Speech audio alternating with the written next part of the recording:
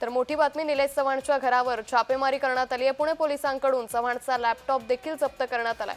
बाल लपवल्याचा निलेश चव्हाणवर मोठा आरोप आहे। मध्यरात्री पुणे पोलिसांकडून चव्हाण याच्या घरावर छापेमारी करण्यात आली आहे। छापेमारीत निलेश चव्हाणचा लॅपटॉप पुणे पोलिसांनी जप्त केलाय। या संदर्भात अधिक माहिती घेऊयात आमचे प्रतिनिधी रोहन कदम यांच्याकडून। रोहन, निलेश चव्हाणच्या घरावरती ही छापेमारी करण्यात आली आहे। या छापेमारीत लॅपटॉप सोबत आणखी कुठल्या गोष्टी पोलिसांनी जप्त केल्या आहेत?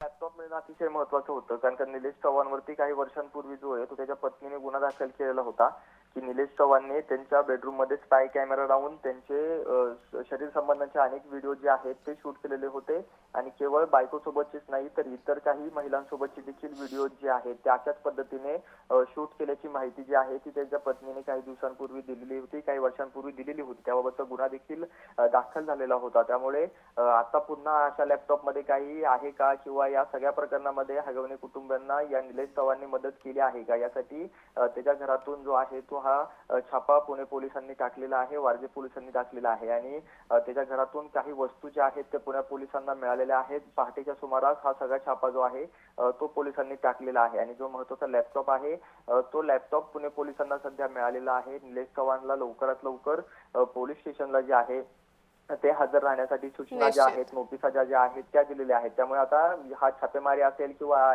त्याच्या वडिलांना, त्याच्या भावाला ताब्यात घेतल्यानंतर तरी निलेश चव्हाण पुणे पोलिसांसमोर हजर राहतोय का हे पाहणं महत्त्वाचं आहे। निश्चित रोहन, धन्यवाद आपण दिलेल्या सविस्तर माहितीसाठी।